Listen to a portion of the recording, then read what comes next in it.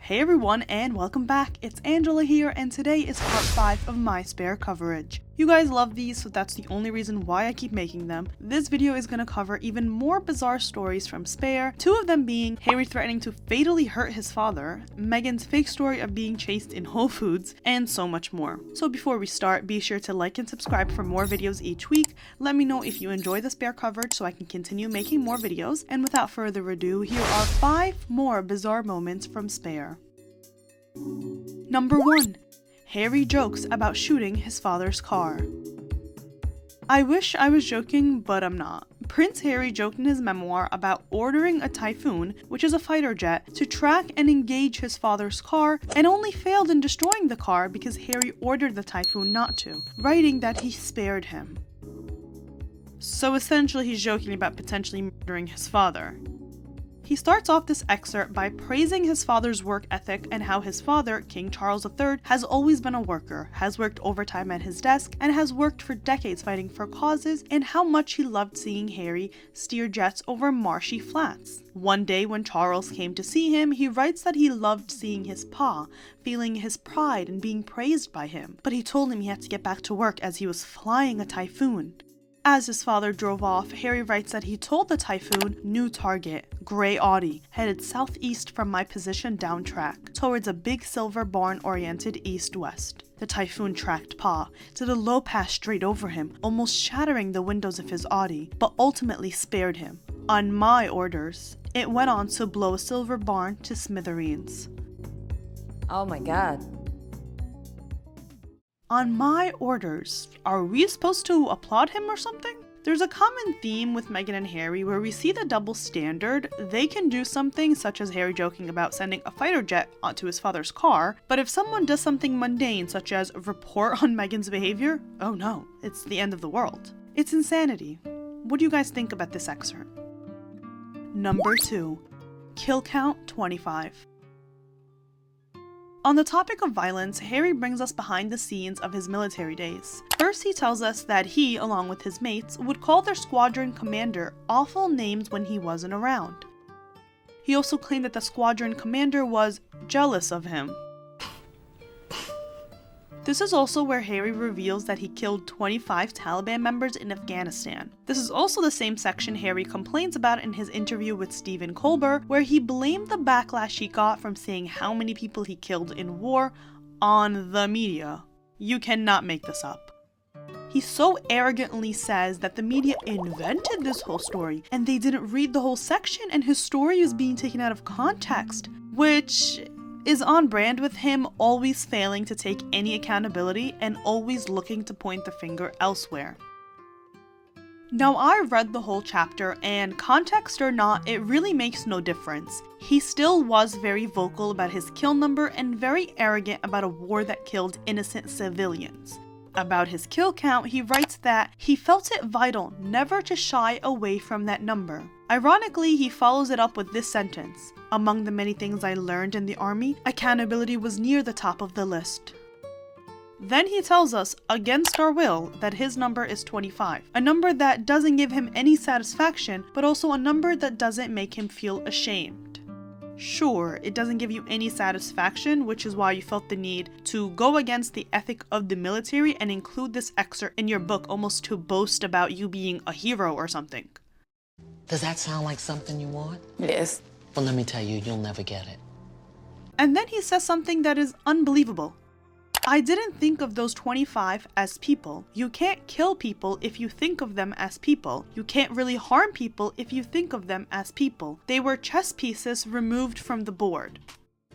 Context or no context, that paragraph is not okay however you want to paint this. Instead of taking this so-called accountability he speaks of, he just explains how he detached from the fact that he took away human lives, categorizing them as others and looking at them as chess pieces. He also swears that they weren't innocent civilians.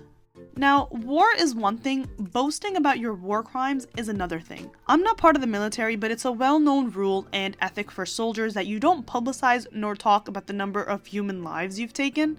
Harry also doesn't think about anyone else, considering he didn't once think about how this could affect foreign policy, his family, or the security that he whines about all the time. Let alone he didn't think about how this could affect people in Afghanistan or from the Middle East or all those issues surrounding that war. Time magazine literally released an entire article talking about all the serious implications of his comments. His comments were met with condemnation from British military figures like Richard Kemp, who is a former British Army colonel, who warned in the UK's Telegraph newspaper that Harry's actions could provoke the Taliban and their followers to carry out attacks against the UK. He even got dragged by the Taliban, with Anas Haqqani, a senior member of the Taliban government, tweeting, "The ones you killed were not chess pieces, they were humans, they had families who were waiting for their return." Do you know how low in life you have to be to get dragged by the Taliban? Former head of the Royal Navy, Admiral Lord West, told the UK Sunday Mirror newspaper that Harry was putting the security of the Invictus Games, an event that literally spotlights wounded and injured veterans, into jeopardy, calling his publication of his wartime actions very stupid. And finally, his army instructor says that the story in Spare is a complete fantasy. Ex-Sergeant Major Michael Booley insists every detail of training flights is discussed beforehand, adding that he is in shock after learning about Prince Harry's dramatic account of events. You're not very pretty, and you're not very bright. So yeah, that didn't go down well, and it has nothing to do with the press like he was claiming. It never had anything to do with the press. The issue has always been him and Meghan. Speaking of Meghan, number 3. Meghan got chased down in Whole Foods, leading her to sob on the stairs.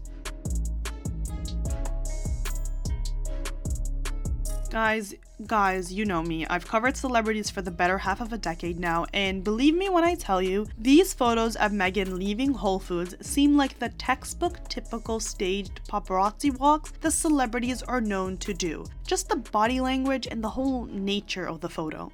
There are only 3 photos, it looks like a personal job, and it's just these photos of Meghan circling around the streets waiting to get photographed. I talked about this in my staged paparazzi videos of Meghan and in my episode to recap on Netflix, where I said, yeah, sure, I would also shop at Whole Foods the week after my relationship is outed while wearing his hat and walking around with a fat anti-poverty bag at the same time that William was hosting a huge benefit for a homeless charity. It's also reported that Meghan walked up and down the streets where the Daily Mail office also is, until someone pitied her and took some photos. There are only 3 photos published by the Daily Mail and obtained by them as well. The funny thing is, when paparazzi take photos, they take more than 3. They take enough photos to create a video frame, but with staged photos like these, there is a handful that you give to the media. She was desperately trying to let the whole world know that she was staying in Kensington Palace, considering she wasn't making it any easier to defend her as she's waiting at the front gates of the palace and not even trying to be low-key.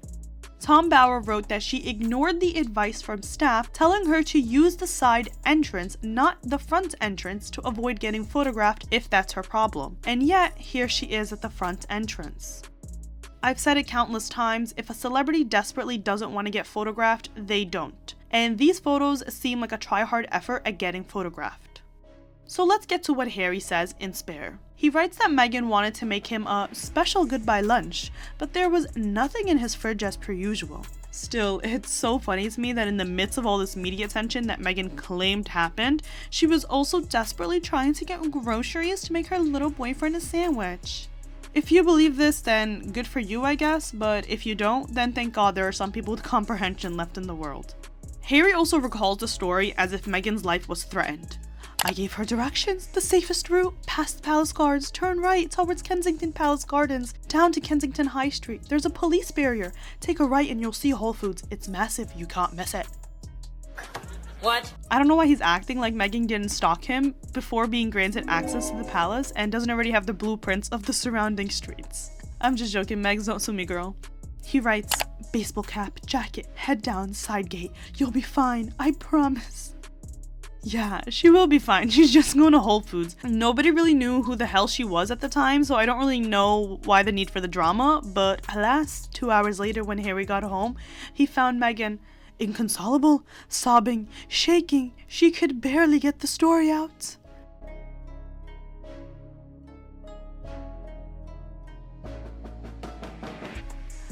Ah, God. We talked about Meghan's habit of collapsing by the will of gravity and sobbing, usually on the floor, in part 4 of my spare coverage, so go check out that video if you haven't seen it yet. It's worth it. Harry then starts to blame himself here, which is a usual symptom of being in an emotionally abusive relationship, something that many people believe Harry is in. He writes, "She dressed just as I advised."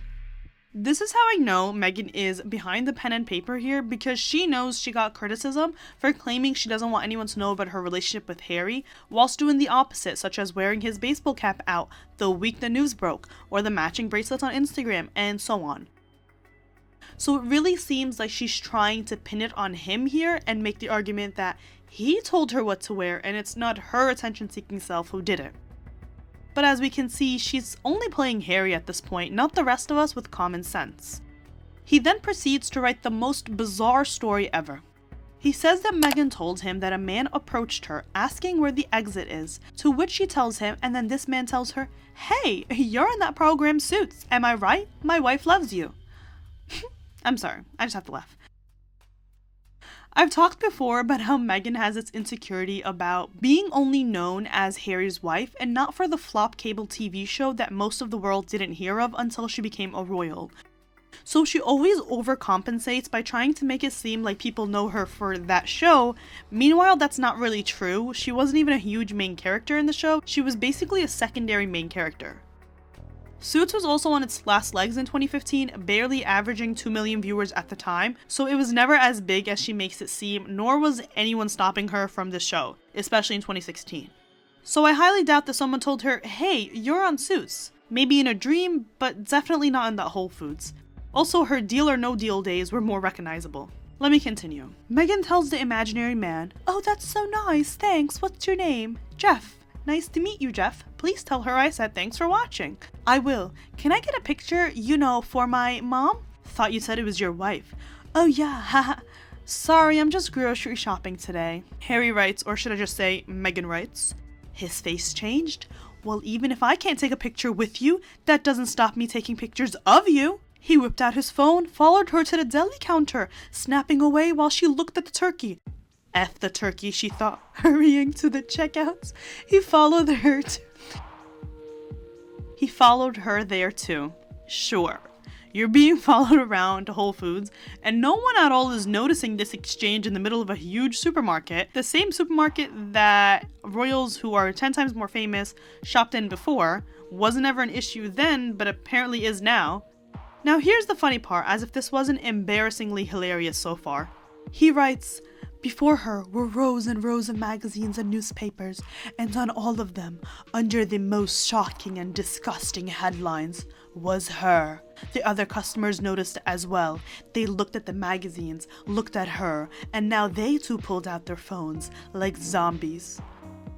What a blatant lie for actual physical proof, which I'll get to in a moment. But I think that Harry and Meghan believe that they're in a Disney Halloween movie or a Black Mirror episode. Or maybe this is just what Meghan dreams of happening, because ain't no way anyone believes this. If this was true, that's not how you recall a story. And how do I know? Well, for starters, the Whole Foods on Kensington High Street does not sell tabloids. And if they did, the coverage for that week was mainly about Donald Trump, as you can see. And for the very few articles that did mention Meghan, there weren't any shocking or disgusting headlines about her. The articles were only talking about Harry's statements that he put out that week, a statement she basically forced him into giving since she wasn't really getting any attention otherwise. According to Harry, who's probably writing what Meghan spoon-fed him, Meghan caught 2 cashiers sharing a horrible smile as poor widow Megs walked outside. There was a group of men with their iPhones aimed at her, but she was keeping her head down and rushing. But oh no, in this movie scene, some sort of parade was happening, blocking her entrance from the palace gates, forcing her back on the main road where the men picked up her scent and chased her to the main gate, screaming her name.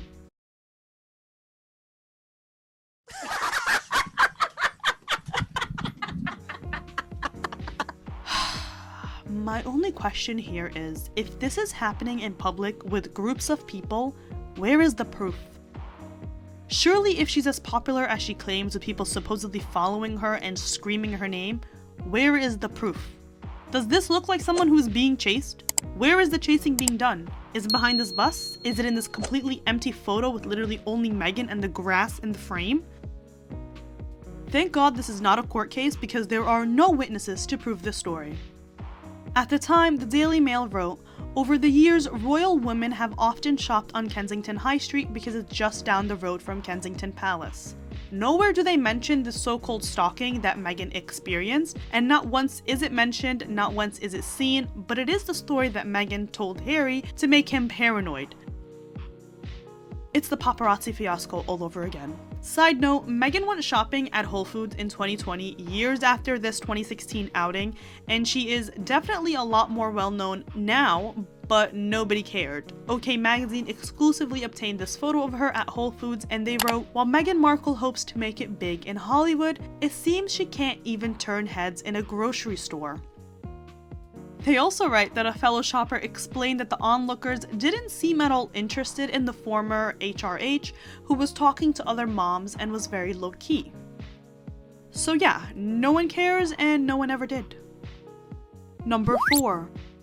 Harry's scandal in Argentina was ignored in Spare. In 2004, Harry had a huge scandal due to his scandalous stay in Argentina. There were reports from the Buenos Aires police that said that Harry used to sneak out from their protection and would end up somewhere drunk. He also escaped from the property on his motorbike, leading to the Scotland Yard officers chasing him down. And there was a whole alleged kidnapping plot that resulted in increased protection from the local police. And despite the kidnapping claims being dismissed, the security measures were upped and the local police were on edge and fired warning shots when they believed there was a breach. The prosecutor was about to interrogate Harry, and the local authorities and the UK embassy agreed to remove Harry from the country. So it was a huge scandal back in the day, but that's not even the whole story. And yet, he completely omits this from Spare. Instead, he talks about his gap year, only describing his time in Australia, Lesotho, and with his ex Chelsea in Africa. What does this prove? This book is literally a big PR band-aid for him and his victim wife. Except, it's all gone wrong. Number 5. Harry mocks Elvis Presley's home. Recalling a time when he visited the home of Elvis Presley, the Graceland estate, he doesn't shy away from mocking it. He says, "Everyone kept saying, 'Well, well, so this is where the king lived.' People variously called the house a castle, a mansion, a palace, but it reminded me of the Badger set. Dark, claustrophobic. I walked around saying, 'The king lived here, you say? Really?'" He then proceeds to say that he thought to himself that the king's interior designer must have been on acid. How classy and respectful he is. Honestly, there's only so much Harry I can take. I have to retain my brain cells somehow, so let's end this video now. Please let me know if you guys enjoyed it so I can keep covering Spare. There are a bunch of other crazy details exposed, so let me know if you guys want me to make more videos. Comment your thoughts, like and subscribe for more. Check out our Meghan and Harry playlist, follow us on our social media, and as always, I'll see you next time.